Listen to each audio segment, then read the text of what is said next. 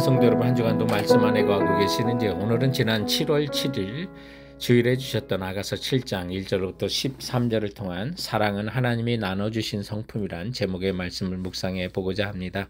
오늘 본문을 보면 7장은 1절부터 9절까지가 솔로몬이 술람미 여인에 대한 사랑을 표현하고 고백한 거고요. 그리고 10절부터 13절까지가 반대로 술람미 여인이 솔로몬에게 또한 사랑을 표현하고 고백하는 그 시가 나오고 있습니다. 그런데 이 내용이 이제 어느덧 5장에서 봤던 것처럼 이 두 사람의 그 소원했던 관계를 벗어나서 성숙해가는 그런 사랑의 노래를 오늘 보게 되는데, 성도 여러분, 사랑은 하나님이 나눠주신 성품입니다. 그 사랑 안에 우리가 자라갈 수 있고 성장해 갈 수가 있는 것이죠. 오늘은 본문을 보면 아가서는 솔로몬은 그리스도로, 술람미 여인은 그의 신부인 교회로 이렇게 예표하고 있는데, 그렇다면 오늘 이 본문을 통해서 사랑하는 부부뿐만 아니라 우리를 사랑하시는 그리스도와 보다 사랑 안에서 성숙해가는 그런 내용의 말씀을 우리가 좀 살펴보고자 합니다. 그러면 우리는 어떻게 하나님이 나눠주신 성품인 이 사랑 안에서 자라갈 수 있을까요? 첫 번째는 사랑에 매여 있어야 한다는 것이죠.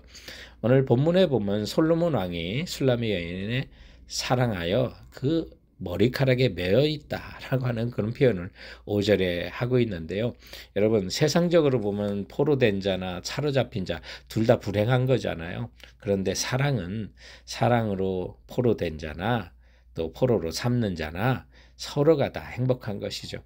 오늘 1절부터 9절에 보면 솔로몬이 술람미 여인의 아름다움을 머리부터 발끝까지 노래하고 있고요. 5절에 보면 왕이 그 머리카락에 매어 있다고 하는 그런 표현을 쓰는데, 얼마나 솔로몬 왕이 술람미 여인을 사랑하는지 1절부터 9절의 말씀을 한번 다시 읽어드립니다. 귀한 자에 따라 신은 내 발은 어찌 그리 아름다운가. 내 넓적다리는 둥글어서 숙련군의 손이 만든 구슬깨미 같구나.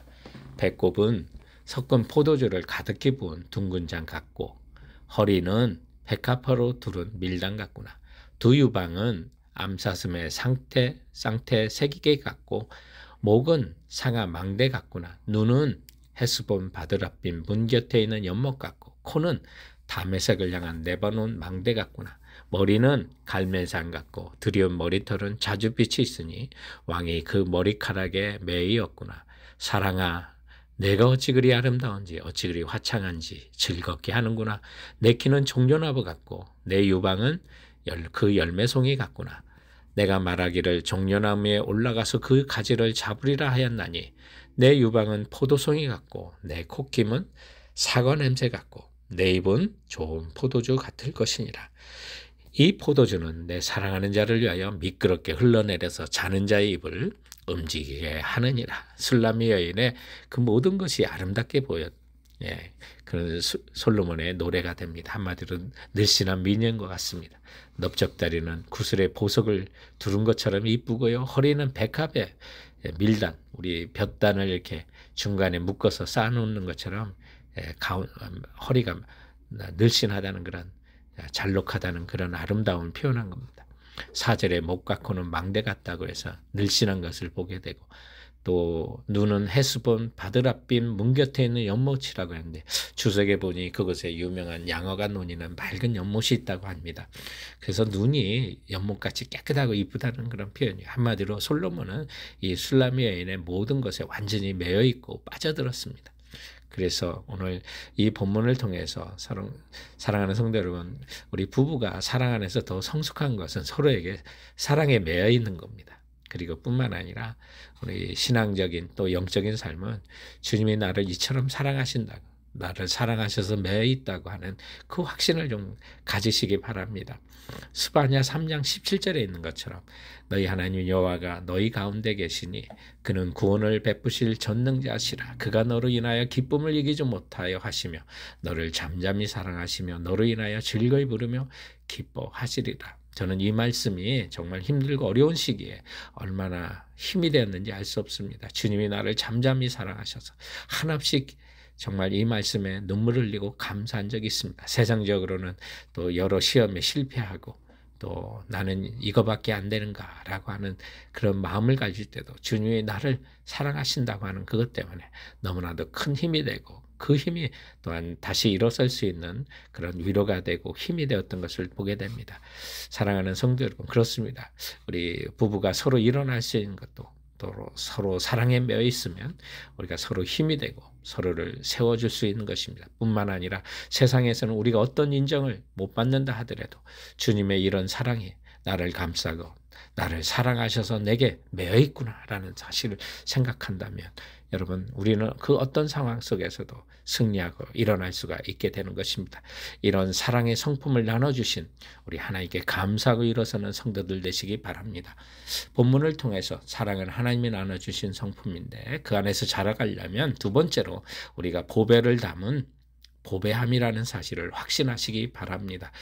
우리가 사랑을 확신하면 또 우리도 사랑으로 반응할 수 있고 또 모든 일에 자신감을 가질 수가 있는데, 오늘 본문에 보면 솔로몬의 사랑을 확신하는 술람미 여인이 얼마나 인생 가운데 자신감을 갖는지 기쁨을 갖는지라는 것을 본문을 통해서 볼 수가 있습니다. 특별히 왕인 우리 솔로몬에게 둘만의 좀 시간을 갖자고 좀 친밀한 초청하는 그런 자신감에 넘치는 그런 본문을 10절부터 또 12절을 우리 통해서 볼 수 있습니다.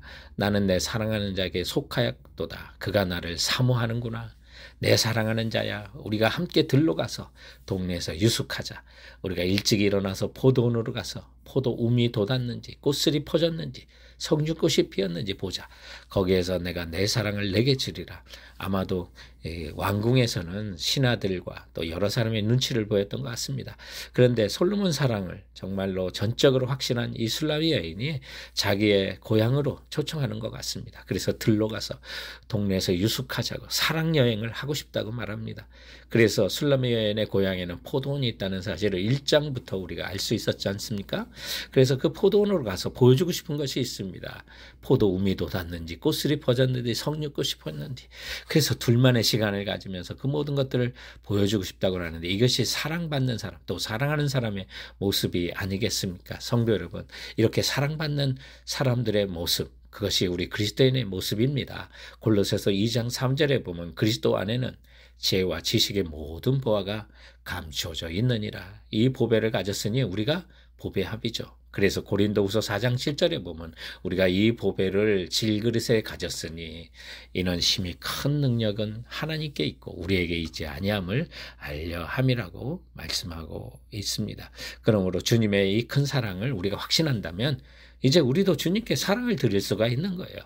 오늘 본문에도 보면 솔로몬의 엄청난 이런 사랑을 받은 술람미 여인이 솔로몬에게 사랑으로 둘만의 은밀한 관계로 초대하고 있는 장면이 있습니다. 본문을 통해서 내가 주님께 드릴, 내가 사랑하는 사람에게 드릴 사랑이 무엇인지 한번 생각해 봤으면 좋겠습니다.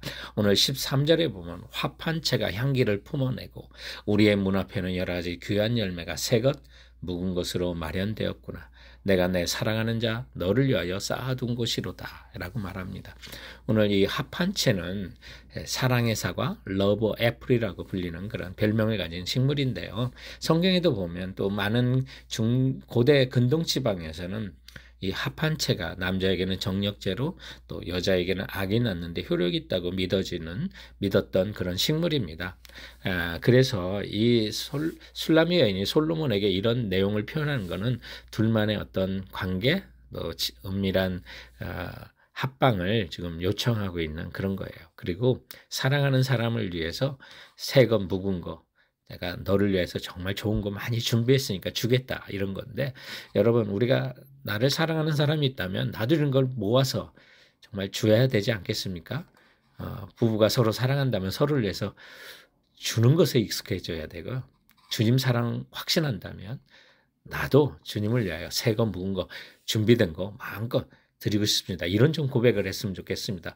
오직 주의 사랑에 매여 그 찬양에 보면 내영 기뻐 노래하고 주께 내 사랑 드립니다. 주께 내 경배 드립니다. 주께 내 삶 드립니다. 이렇게 또 표현하잖아요. 사랑하는 사람에게 표현을 하고 자꾸 드려야 되는데, 그렇다면 우리가 어떻게 사랑을 드릴까요? 두 가지를 본문을 통해서 배웠으면 합니다. 첫 번째는 사랑을 표현하십시오. 두 번째는 친밀한 사랑의 장소나 시간을 가지십시오. 먼저 사랑을 표현하라는 것은 오늘 솔로몬도 그렇고 술라미언도 이렇게 사랑을 정말로 엄청나게 고백하는 것처럼 여러분 부부끼리도 서로 사랑을 표현하시고요. 또 주님께도 주님의 이름을 높이고 성품을 찬양하고 기도할 때 달라고만 하지 마시고 주님께 마음껏 사랑을 표현합시다. 그리고 두 번째, 친밀한 사랑의 장소나 시간을 가지십시오. 부부 삶을 위해서도 그런 일에 돈을 쓰면 전혀 낭비가 아니고 낭비가 아닌 정말 잘 쓰는 겁니다. 그리고 주님과의 친밀한 사랑과 장소는 여러분 경건의 시간입니다. 새벽 기도든 주님과만의 친밀한 시간을 통해서 여러분의 사랑이 주님의 사랑 안에서 점점 자라가실 수 있는 성도들 되시기 바랍니다. 사랑은 주님이 우리에게 나눠주신 성품인 것입니다. 사랑하는 성도 여러분, 그럼 이번 한 주간도 주께서 주시는 말씀으로 승리하세요.